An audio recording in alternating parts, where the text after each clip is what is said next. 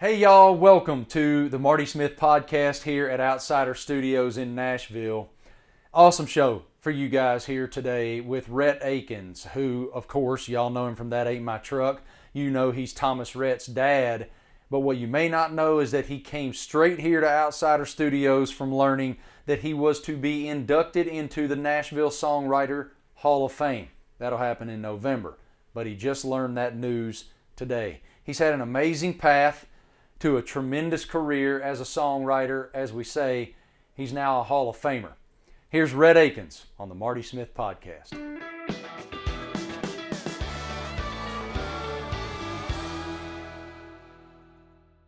It is amazing to me that I am sitting here right now with the guy who, let's see, as we sit here, about 75 minutes ago, was informed that he has now been, I know you get inducted in November. What's the right word?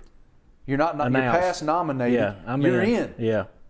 The Nashville Songwriters Hall of Fame. Yeah. Rhett Akins, congratulations. Thank you. Okay. What do you think about this? What are your emotions about this? It's they're all over the map, man. This is something. Well, I didn't even know there was a Hall of Fame when I was growing up. You know what I mean? It's not something I strive to be in. I just wanted to make other people feel the way Hank Jr. made me feel when I was 13 and I heard Country Boy Can't Survive. I wanted to make somebody feel what Merle Haggard made me feel when he sang, Mama Tried. Hank Williams, Willie, Waylon. Like, those are the guys that made me want to sing and want to write, and to know now that I'm in the same class in the Hall of Fame with those guys is something that I never dreamed of, but it feels really good. I know right before we came in, you called your son. Mm-hmm. He called me. Oh, he was mad. What was he making? That he didn't know? He didn't know. They swore me to secrecy that I wasn't supposed to tell anybody, so he called me and said, "Dad, are you in the Hall of Fame?" And I said, "I am." And he goes, "Why didn't you tell me?" And I said, "It's not the official thing, that's not till November." But he just called me to tell me, how proud he was. But he's just as big a part of it as me. So is Luke Bryan. So is Blake Shelton, Justin Moore, John Party, Dustin Lynch. I mean, I could name tons of artists that I wouldn't be here without them. I mean, they had to hear something in my song, or we wrote a song together that made them want to record it, and it became a big hit. And so, yeah, I have put in the work, but it took all those guys to make it happen, for me to get here. So they're just as much a part of this as me. There are very few moments in this life that stop time and make us pause long enough to really reflect. Mm-hmm. That has to be one of those moments. So as you're downloading this real time, again, this was an hour ago, as you're downloading this real time, what stands out to you along that path that you've thought about? Perseverance is the main thing. I'm talented, but I'm not, I don't consider myself the most talented musician on the guitar or piano or vocally, but I'm the walk-on that got the scholarship. You know what I mean? I wasn't the most, the light shining on. I really worked hard for where I'm at, and I know that growing up in Valdosta, Georgia, and playing football the way we played and the way we practiced is the reason that I never quit, because I should have quit this 1,000 times. I mean, there was plenty of exits along this route that said, get off here and go back home, because it ain't an easy road. I'm very thankful for the way I grew up. My parents, my grandparents, the way that they fought for what they wanted, and the way I grew up playing football, that really helped me stay in this game when I should have quit and gone home a whole bunch of times. When was the time that you were about to go? There's been a bunch. My last record deal that was like in 2005 and 6 just didn't go anywhere. And I remember getting a call. Well, I remember where I was going to have a meeting at the record label. about, all right, let's get together and let's make this thing work. And man, before I walked in that room, I prayed my heart out to God, and I said, you know what I want. You know that I want this record deal to work. I said, but I don't know what you know. And if you don't want it to work, then don't let it. Your will be done. And I walked in that meeting, and it was the best meeting I've ever had in my lifetime. I walked out there going, thank you, God. We're rolling. And the very next day, the president of the record label called me and said, sorry to inform you, but we are dropping you. What was that phone call like? It was like a knife in the gut. And I looked at God and said, you remember that part where I said, your will be done? I didn't mean it. Like, I didn't think you were listening, you know?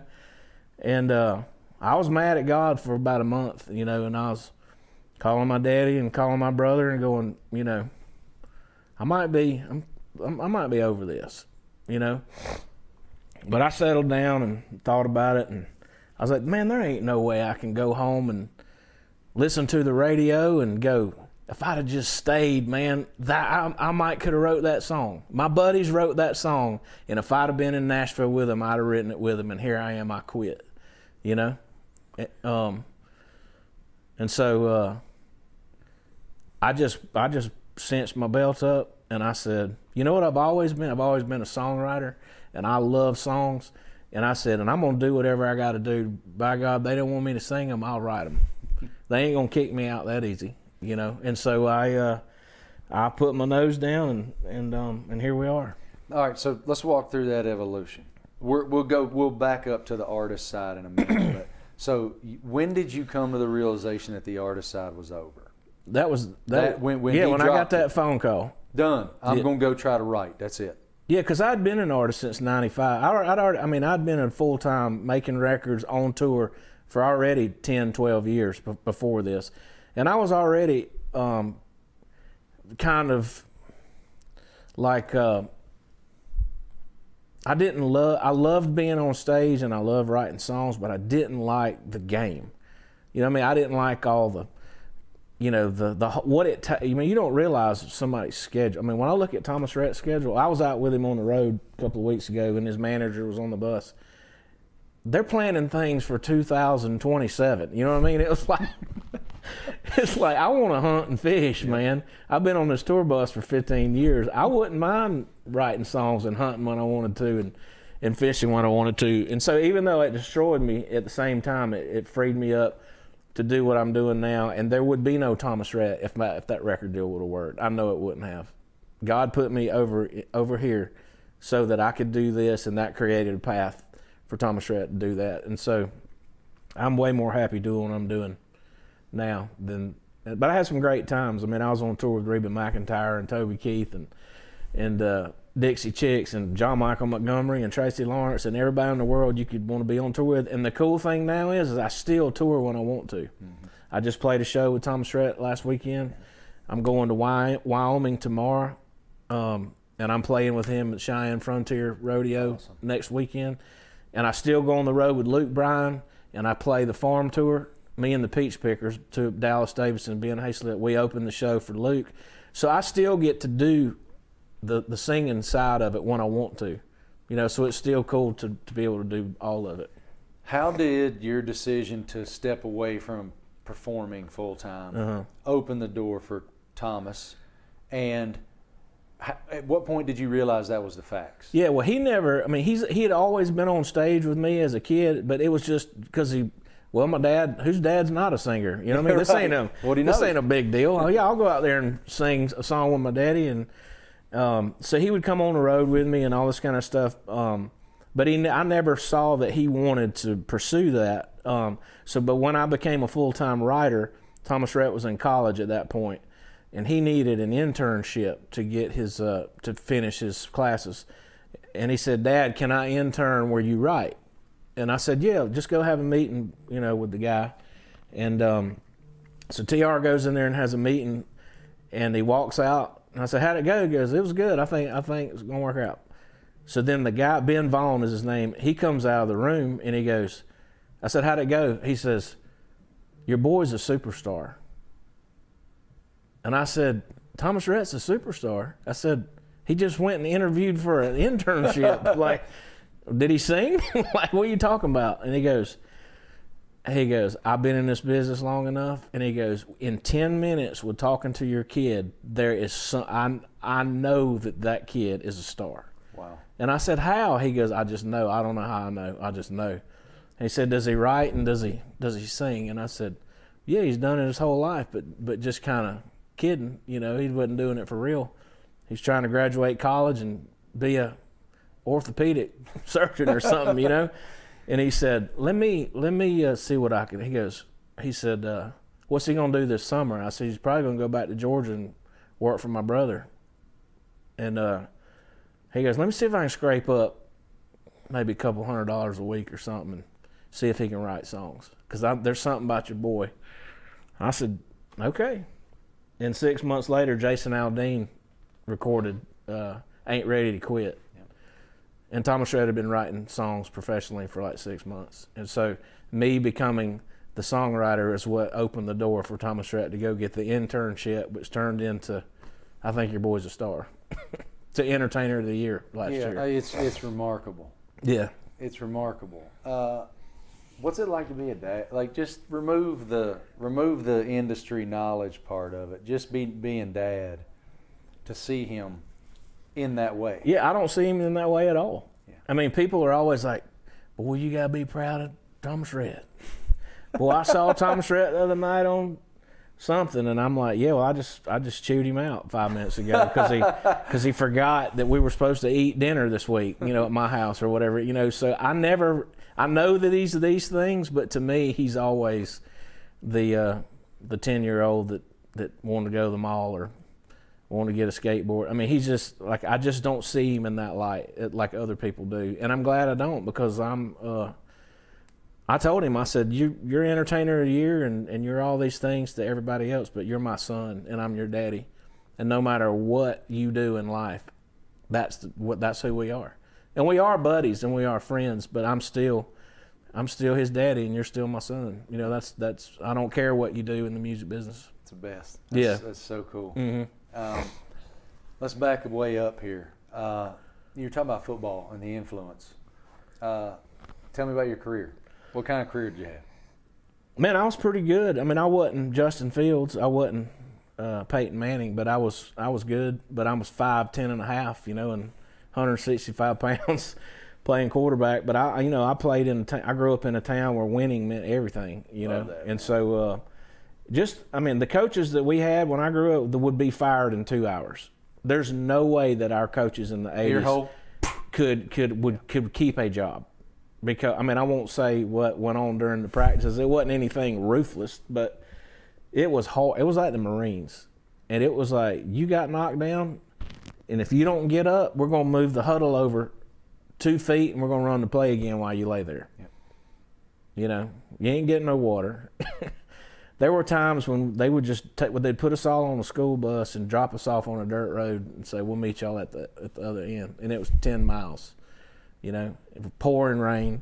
Cars would be coming down the road. Hey, can we jump in the back? We'd be in the back of a truck laying. But when a van came riding down the road, and we all, hey, pick us up. When we opened the door, and it was the coaches. So, it was tough. It was that's where I learned that toughness is can be an advantage. You know, if you don't quit, you just don't quit this. Just show up tomorrow.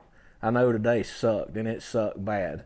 And my arm feels like it's broke, and my shoulder hurts, and I think I might have a punctured lung. But which I did have a punctured lung, and we just got a flak jacket. We ordered a flak jacket and put it on. I remember playing against Moultrie, Colquitt County High School. They knew I had a broke rib. Were they teeing off on it? Man, they did at first, but I just lowered. I was quarterback, but even on a pitch, I'd get around in front and try to hit a linebacker. You know what I mean? And I think they respected it, because I remember I got tackled one time, and one boy said, man, you all right? And I said, why? He goes, you got a broke rib, don't you? I said, I do. He goes, you tough, man. You tough. And so that's just the way we grew up. I don't know if that was a good thing or a bad thing, but I just know that it helped me in my life to persevere. That just because it's bad right now don't mean it's going to stay bad. You just got to keep going. It's the same exact dynamic I lived. I grew up in a town, same town, Friday Night Lights. That's what we were. It's the marquee social event of the week. It's the identity of the town. And I always say this. If you're first on Friday night, that allows your daddy to be first in the office on Monday morning. You're exactly right. right. Like, it's a very important thing in the area where I grew up and obviously where you grew up. But I wonder how you carry that with, I know perseverance you said, but I carry Friday night with me every day. I'm a 45-year-old man. But I carry that with me all the time. Yeah. The idea that the demand to be the very best version of yourself so that your brother beside you can be the very best version of himself. Yeah. And together, unified, you can do really special things. Yeah. I write with people all the time that didn't grow up the way we grew up. You know, they didn't play sports or anything. And I tell them stories about high school. And they're just, that you can see that they just kind of link, like, tell me another story. Yeah. Like, they did not live that life. I mean, just the life, not even forget the games, the practice. I remember practice as much as I remember the games. My God, me too. The funny things that happened, you know, the crazy things. One boy got mad and chased the coach all around the field. You know what I mean? It was like the camps. I mean, we literally spent the night at school. We slept in the lunchroom or the gym. They had a semi-truck load full of mattresses, and the door flapped open all year long. And when we get to school, y'all got in, it was like a mile. Go down there and get your mattress. When we'd all, 100 of us would have a mattress on our back. Walking back up to the gym, lay our mattress. My mama brought me a box fan. I put it in front of my bed and had a cooler full of Gatorade and just the jokes that we told. We practiced. We put lights on the practice field. The touchdown club bought lights for the practice so we could practice till midnight. We did not go home for 2 weeks. Your pads stunk. When you put your pads on the next day, they were soaking wet and they smelled like a rat. And you go out there and lay in that dewy grass. At dawn. Up. Yes, down. Yes. Spread them together. It was people throwing up out their face masks. I remember all that more than I remember anything that happened in the games. I wouldn't trade it. I talked to Benny Pierce, who played with me. He got a scholarship to Auburn. He played at Auburn under Coach Dye and Reggie Slack, and I think Jeff Berger were the quarterbacks back then. He was the linebacker. But I haven't seen Benny Pierce since 1988, and we talked for 3 hours. Was it all football, about high school football? Yeah. All football. We laughed. We talked about every single thing that ever happened in football. And Benny. So all my black friends on the team, that's where I really learned about rap. And, on the team bus was just a boombox. It was Run DMC, it was LL Cool J. So y'all are definitely listening to Rob Bass in 1988. Dude, that was at Georgia. When I was in the locker room at Georgia, Tim Worley played that song every single day. Good one, man. Still a good one. But we would be, as country as I was, because I was Hank Jr. and Leonard Skinner and all that, but I learned all about LL and Run DMC and Eric B. and Rakim and all them from all my black buddies on the team. And we had the best time of our life. And, man, I swear to God, I know we lived in South Georgia in the 70s and 80s. There was no black and white when we played ball together. We went out together on Friday nights. We spent the night together. We camped together. It was like my white friends and there was no color. We were brothers for real. Yeah, I can relate. Same here, and it's just an amazing thing. My coaches used to tell me, because I used to bitch, and one of my many jobs on our team was I held for field goals. I was the holder on the field goal unit. And one time we were practicing field goals at the end of practice, pregame. And I was bitching and wailing and moaning about, I just can't wait to get out of here. I want to go see my girlfriend. I want to go eat, whatever. And our coach, who was like, every team has that coach with the bike coaching shorts and nut huggers and the whistle and the socks and the spot built cleats he wears like to the grocery store. That guy's now the head coach of my high school. Anyway, he was my position coach, and he goes, "You need to shut up." He's like, "You don't get it. I would give anything to have one more night under those lights, and you're going." I'm like, "Whatever, man." damn if he wasn't right. I would go Give back. me one more. I would go back. One more. I wrote a song for Blake Shelton called "I Lived It," and I wrote that song. I would go back right if you said you got to go to camp and it's going to be 110 every day. Put me, get me there, give me my cleats, let's go. The fun that we had, the most fun was after practice. We'd practice till 11:30 or 12, and we'd take showers and we'd all walk back a mile back up to the school, and everybody's dead, man. You're laying there, and all of a sudden you hear Freddie Richardson over in the corner. Shut up, Freddie, man. We're trying to go to sleep. And Freddie's over there laughing. He'd be like, "What is it, Freddie?" And I don't hardly remember anybody's real name. He was Freddie Fresh. There was Batman. There was No Neck, Chuck Rose, Short Dog. What was yours? My rap name was the Honeycomb Kid. And why? You're never gonna believe this. Why? So me and Ben Hayslip, that I still write songs with, he's Jam Master B. We were the Beastie Boys before Beastie Boys. I was Honeycomb Kid. He was Jam Master B. And I was playing baseball, and I went up to the plate, and they said, "Up next, number 1, the center fielder, the Honeycomb Kid." And my daddy came out of the stands. He said, "What? Did they call you?" I said, "Don't worry about it, Dad. It ain't nothing." my daddy was like, "He's the what?" Why were you the Honeycomb Kid? I don't know how I came up with that. I guess I ate honeycomb Cheerios when I was a kid. I was little. But yeah, we'd sit there and practice, and Freddie would start laughing, and he'd be like, "No Neck, man, y'all house so dirty. Man, y'all's roaches be riding doom buggies," and then everybody's dying laughing, and everybody's your mama jokes, and if y'all don't shut up, we're gonna run till I get tired. All right, coach, we good. And then we all you hear Batman over in the corner laughing, and y'all house so cold, your heaters be wearing blankets. Like it just went on, and that was my life really growing up playing ball. Me too. So you talk about writing a song for Blake. Mm-hmm. How often when you're writing, especially with Dallas and Ben, how often do y'all just go nostalgic and every day? That's sort of your operating procedure? Dallas has to give us the new scouting report on Georgia. Dallas has got some kind of end that I don't know about. Is he lunatic? He's like, "Hey, we got a 5-star." He said, "I can't tell you who he is, but he's about to decommit from Bama." I don't know how he gets his info, but we'll sit there and watch ESPN, for an hour, and then all right, let's go eat something. It's 2:00. We haven't even started the song yet, but most of our songs do wind up being small town, dirt road, cornfields, ball, church, family. That's what we lived, and that's what we know. We can write songs outside of that, but that's what makes us feel good about the song. It's like, dang, man, like we did it today, boy. When we get chills on our own song, somebody said something that cut you, that took you right back there to that first kiss or last kiss or first beer, whatever it was. I guess because we all grew up. Dallas is from Albany, Georgia. I'm from Valdosta. Ben lived in Valdosta but moved to Augusta. But we all grew up in the same environment, and I think when we all got together, it was like speaking a language that we understood. And somebody from California or Ohio or whatever might not, if they were writing with us, be like, "I don't even know what that is." Is that another language? Yeah.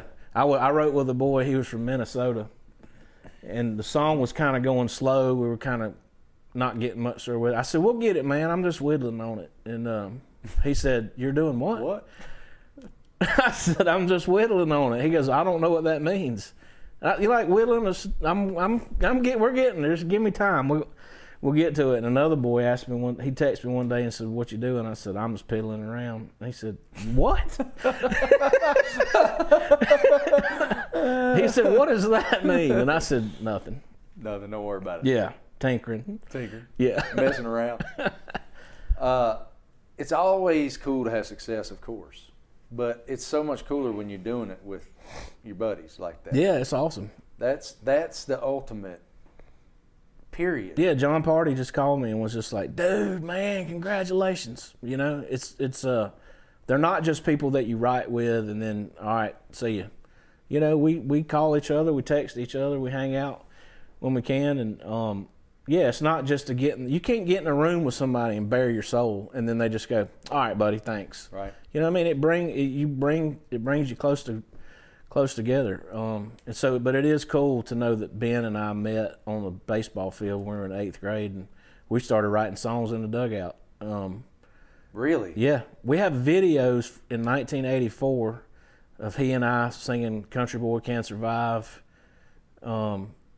We made up little skits. We did some Dusty Rhodes and Ric Flair reenactments, and but yeah, it's Son of a Plumber. Yeah, let me tell you something, baby. The American Dream. We watched wrestling. So did we. Man, my granddaddy. We didn't get cable. We didn't get TBS where I grew up, but my grandma. Did you never get it before you left? I got it in like 10th grade. Yeah, somewhere in there. But I had to go to my grandma's house to get. Oh, she had it earlier. At 11:05, the Braves versus. Yes. It was always 11:05, 11:35, 10 Days of the Duke. Yes, man. I watched Little Rascals. I watched Andy Griffith, which I still watch every night. So my grandma, when I spent the night with my grandma, we watched Hee Haw, and we watched Lawrence Welk, and then we watched wrestling. And my granddaddy legit was like, thought this was, I mean, if I wasn't there, he'd call me and go, you missed it tonight. He goes, Dusty got him out in the parking lot, you know, Magnum TA out. He got him with a chair. And this was, I guess, this was Gordon Soley wrestling. This wasn't.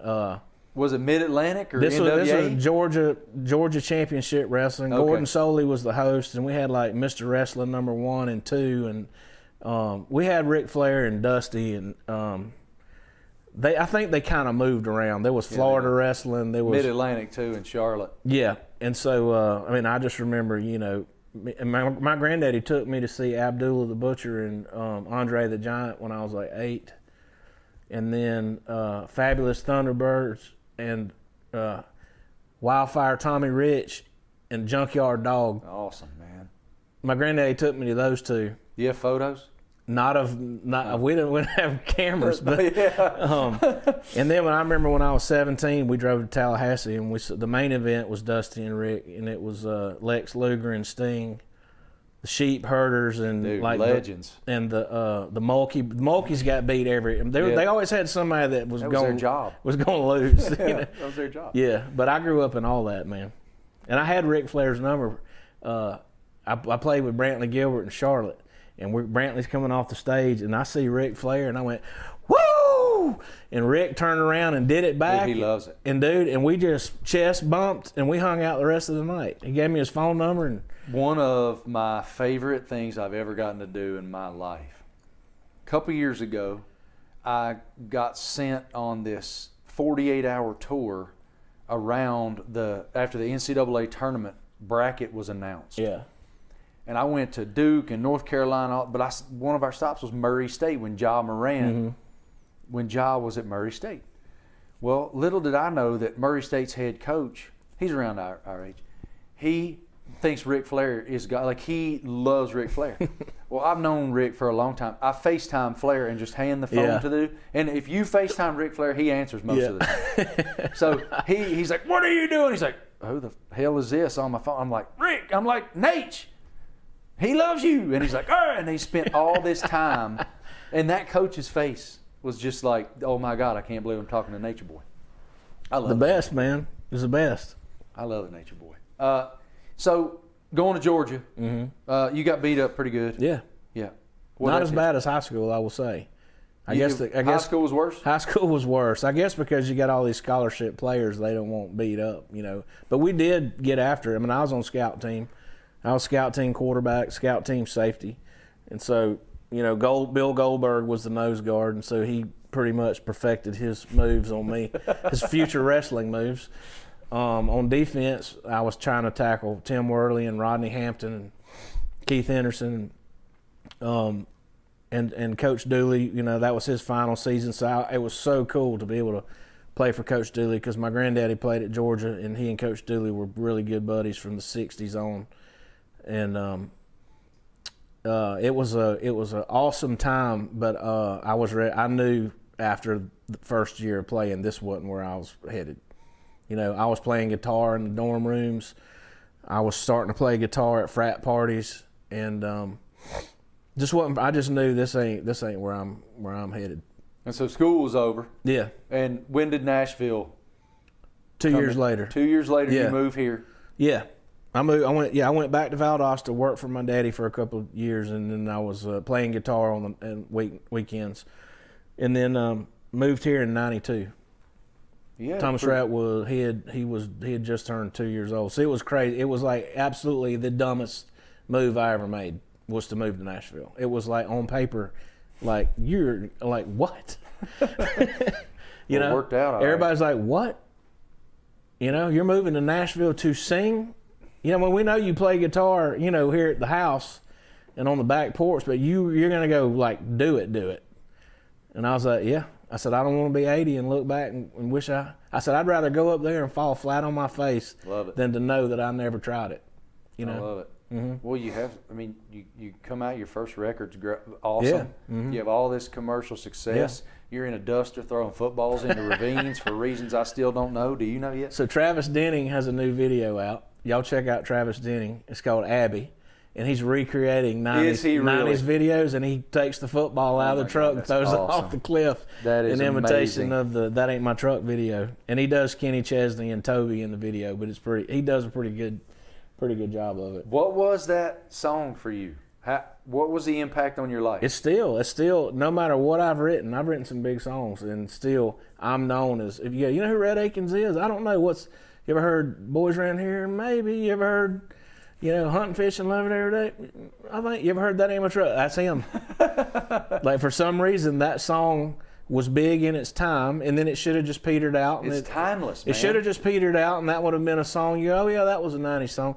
For some reason now it's gone into the cover band world. Yep. So when you make it in between Sweet Home Alabama and Brown Eyed Girl and Wagon Wheel, then something's going on. I think That Ain't My Truck is more popular now than it was when it came out. I don't know why. But how what's that like when these young kids, they're kids now coming up, when they're either singing it to you or they're letting you know what that meant to them? Yeah, it's crazy because it's the same feeling I had when I met Hank Jr. or Waylon or Willie.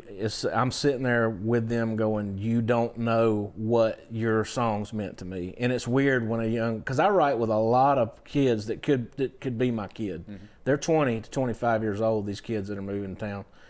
And I'm 51. And so I'm the old guy in the room now. But they're telling me, man, I play That Ain't My Truck every night in my show, you know, or I play this song or that song. And so it is a weird feeling to know that now I'm the one that's being told about my songs instead of me telling them about their songs. It's a timeless song, but man, don't get me started. Yeah, that one gets forgotten. It does that, but damn, it's amazing. I love it. Yeah. Well, wasn't it a number? Yeah, it was number one. I thought so. And so I still play some shows, and that's back in the set. I Break for Brunettes is another one. I Break for Brunettes. I love it. Yeah, we play Old Dirt Road that was on the first album. I'm starting to put, because I didn't think anybody cared about. I mean, I knew they liked That Ain't My Truck and stuff, but I was like, they don't want to hear something else off the album. So I started doing all these shows, and I got all these complaints every night. Like somebody would send me an email or something and go, hey, man, loved you last night, but, man, why didn't you play Katie Brought My Guitar Back today? Yeah. I'm like, don't nobody know that. And he's like, yeah, they do. I do. Yeah, I played with Thomas Rhett in Europe. We played 7 nights in a different country, and we were in Amsterdam, and I was sitting there playing my songs, and a guy drove all the way from Italy to Amsterdam to see us play, and he just kept holding his hand up like this all night. And I said, hey, buddy, I said, you've been waving at me. He goes, do you not? I don't know an Italian accent. He's like, you know, play Katie Brought My Guitar Back today. Way. And I'm like, I don't even remember how it goes, you know. But I'm learning that, you know, as an artist, there's songs that you don't think matter. You just like, well, that was the 7th song on the album. Nobody cared about that. You don't realize how many people listen to every song on the album for years, and they want to hear that song. Just like me, when I go to a concert, I'm like, they were great, but man, they didn't play. Yeah, you hear it all the time. They didn't play this, because the artist doesn't think that the crowd, because it wasn't a huge hit or whatever, they think, well, nobody cares about the song, but they don't realize that people invest theirself in the whole album. At least they did when we were growing up. Nowadays it might be just more song by song, but when I was growing up, you had to put the thing on the turntable. Yeah. You weren't getting up every 2 seconds and moving the needle. The whole album played in the cassette. Yeah. Mm-hmm. I'm a nerd about cassette. I love cassette tapes. I love the whole experience of the sleeve and the lyrics on there and the liner notes. I love everything about that experience. Yeah. When you met Hank, I want you to give me that story. What was the moment? Where were you? What did he say? Hey, cousin, man, what did he say? I can tell you where I was at. I was at the Renaissance Hotel in Nashville, and there's this thing called CRS. It's the Country Radio Seminar, where all the DJs and program directors come to town. And all the artists, everybody's there because they want to make good impressions with their new songs or whatever. And so I was told that Hank was at the bar. And I saw him. He was sitting with Eddie and Troy. Oh, was he? And awesome. Toby Keith. He was sitting with Montgomery Gentry and Toby. And I was like, I ain't walking over there, you know. But his manager, I don't know if you ever heard of Merle Kilgore. He was Hank's manager forever. And he was one of those managers like Colonel Tom Parker, where the manager was as famous as the artist, and he was a character. And he wrote "Ring of Fire," and he talked like this, brother, and he had big rings. Yep. And you know, you'd say, "How you doing, Merle?" He goes, "Are you kidding me? How do you think I'm doing, brother?" And so he knew I wanted to meet Hank, and so he came over there and he said, "Bocephus awaits you, my friend." And I said, Merle, I want to meet him bad. And I said, but I know he's over there at the bar, and I don't know if he's been drinking. I just want it to be good. I don't want if this is a bad time. He goes, the time is now, brother. And we walk over there, and Hank's, you know, kick back with a cigar, and he goes, Bocephus, we have a new friend. And Hank's like, oh yeah. And he goes, sit down, you know. And I was like, oh God, like I'm about to have a Chris Farley moment. Like on Saturday Night Live where he interviews Paul McCartney. Yeah. And all I wanted to do was like, remember when you was awesome. Remember when you wrote Country Boy Can't Survive? That was awesome. Yeah. But something just told me not to talk about music. And I just said, hey man, you killed any turkeys this year? And he goes, have I killed any turkeys? Pulls his phone out and just goes to swiping. And that was the click right there, and all we talked about for the next hour and a half was deer and turkeys and fishing. No music mentioned whatsoever. I was in heaven. Like I was like, you don't know how many days, months, and years that I have sat in my bedroom and listened to you, or been in my truck and listened to you, and I'm sitting here right beside you, you know, and we're talking about hunting and fishing. And he gave me his phone number, and what's that like? He gave me his phone number. How often have you used it? Well, I waited about 3 weeks. He gave me his phone number, said if you ever want to come hunt and fish, holler at me, you know. So he gave me his number, but I didn't want to be, we call it GERM. We call it a GERM in Nashville. A GERM is somebody who's just an uber fan, who just fanboy? Just fanboy. Yeah. Bad fanboy. So I'm like, I'm not going to GERM Hank. You know, he gave me his number. I'm just going to let that breathe for a while. I'll find the right moment to call him. And so sure enough, the right moment was when I was drinking beer with my friends. Shocking. And you know how it is when you go, hey, y'all want to call Hank? And they're like, you don't know Hank. And I'm like, bullshit. What's that say? Bocephus? And so we were turkey hunting, and we'd been drinking, and I just got the nerve up to call Hank and call him up. Yeah. What's up, Hank? And I'm thinking he's got my number in his phone. He knows who I am. Yeah. What's up, Hank? What's going on, buddy? And just silence. It's like Barney Fife calling Juanita at the barn. Fife, you know. And it's just silence, and my friends are like laughing, you know. And I said, "This is Rhett Akins. I met you a few weeks ago, and you gave me your phone number. Said to call you. You know, yeah. Well, what's been going on, man? Oh, just sitting here at the cabin. like no banner. I mean, it was just to the point.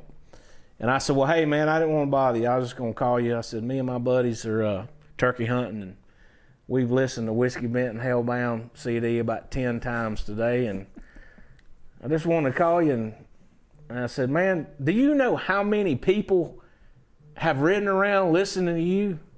And Hank goes, millions, brother. And you hear the phone click. That was it. That was the conversation. I was like, woo! I told y'all, you know what I mean? And then the next thing you know, like a week or two later, Hank calls me, you know, and I'm running around. Look! Yeah. And so he's like, come out to the house, you know. So I started going out there a bunch and hunting and fishing with him, and fixing my scopes, or you know, whatever. He was like the most knowledgeable. He's like the best uncle you ever have. Awesome. You know what I mean? Knows everything about fishing, everything about hunting, everything about guns, everything about Civil War, everything I was interested in. And so I mean, I remember this vividly. I just remember he's like, let's go get something to eat. So I remember vividly riding down the road, and I just look over and I just go, Hank Williams Jr. is sitting in my truck. And we're going to get something to eat. Like, this is like, thank you, God. You know? What about Waylon? Did you meet Waylon? Waylon, I met him real briefly. He was really sick. I met him at the airport, and he was in a wheelchair. But I've had 2 really good encounters with Merle and Willie. What are they? You got time? I got nothing but time. Merle, I'm in Vegas playing with Reba at the MGM Grand, and Merle's playing downtown, like at the Sands or one of the old classic hotels. It might have been where Frank Sinatra always played. And my record exec knew Merle and knew his sons, and he's like, let's go hang out with Merle, you know. So this is another, you know, like what, you know. And so we go to Merle's hotel room, and there's like 50 people in this. It's a suite, but it ain't a big suite. There's 50 people in there. Everybody's drinking and smoking. There's 2 little kids running around. They're like 5 and 7. That's Merle's kids. Merle, in the midst of all this chaos, is sitting at the table eating soup. He's just sitting there eating soup with everybody drinking and smoking, and so finally he gets through eating, and we go sit on the couch, and Merle's like, "You a singer?" I said, "Yes, sir." And he grabs his guitar. Oh wow! I'm like, oh no, you know. And at that time, "That Ain't My Truck" was the single that I had out at the time. So that's what I sang him, and he's like, "That's pretty good, boy," you know. And so then he gets dressed, and we ride the elevator with him down to the gig. And right before we get out, my record rep says, "Well, Merle, good to see you, man, and thanks for hanging out. And if you got any advice for Rhett, you know, what you got for us?" And Merle sat there and he said, "Advice? I got some advice for you, boy." He said, "Don't keep your dope and your change in the same pocket." And that was it. And he signed the autograph for my brother, because my brother was a big Merle Haggard fan. But that was an awesome experience. And then Willie, it was at the CMA Awards when they used to be at the Opry, and I was backstage with the Warren brothers, who are 2 great songwriters and singers. And next thing you know, Willie just walks out and just standing there beside us. It's just us and Willie. I don't know him, never met him. "Hey, Willie." He's like, "How y'all doing?" And I said, "Hey, I know Toby just put that song out that said, I'll never smoke weed with Willie again." I said, "And I don't smoke pot." I said, "But I mean, I will tonight. I will. I will if you'd like to." And I was kidding, really, you know. Willie goes, "I can make that happen right now." And so he just turns and starts walking to the bus, and we're standing there like, is he serious? And he walks up on the bus and leaves the door open. And so I said, "Let's go." So we walk up on the bus. I wasn't on the bus 2 seconds, and somebody. Wow. And I was like, I'm not a pot smoker. But I was like, I have to do this. And so I just sat there and did it. And I do remember vividly wanting to go to White Castle bad. Like about 30 minutes later. And were you just wrecked? I was, I think, yeah. And I remember saving it and took it home and put it in my drawer or something. I wanted to keep it. I don't know where it is. I need to try to dig through something and find it. But I just thought that was just, I mean, it was like Willie didn't care. It wasn't like he was trying to be Willie. He wasn't trying to be anything but just a human being. And he walked out there and said hey to us, and yeah, come on up. And he was so cool. You know, didn't put on any airs or anything. He was just Willie. All right, real quick. And I did call my mama. What'd she say? I said, Mama, I got to tell you something. And I said, you're going to be mad at me, but I'm going to tell you why you shouldn't be. And I said, I did in hell with Willie Nelson, and I'm calling to tell you I did it. I'll never do it again, but I just had to tell you that I did it. What'd Mom say? She was like, well, I don't like it, but, I mean, it was Willie. I mean, there's always context. Exactly, right? yeah. There's always context. I'll get you out of here. I know your phone's blowing up. You got a lot of people to talk to. So, Casey Beathard was in here. Interviewed him for the same podcast, and I shared with him the story you told me on the phone a couple of days ago about hearing Leonard Skinner Jones and wanting to throw your phone in the toilet and flush it and just leave town. Right. He was very grateful because the ultimate compliment in your job is when your peers go, I couldn't have done it. Right. That's something I don't know if I could have done. Yeah. What's that like for you when you're having all this success? Earlier in the conversation, you're mentioning all these artists who helped you get to this place. Yeah. But you have to remember, Rhett, you helped them get to this place. It's a cool, familial thing. What's it like for you inside to have that kind of respect from your peers and from those artists? It's awesome. It means the world. You know, we all want to write something that changes the world or just affects a lot of people, and they're very hard to to come by. There are some artists out there that seem to do it all the time, but it's so cool. Like especially for the song "I Lived It" was one that we wrote for no reason. We didn't even care if anybody cut it. We wrote it because we wanted to write it. It's like I don't think anybody will cut this. It's slow. It's country, too country for country radio, but let's write the dog piss out of it. For us, you know what I mean?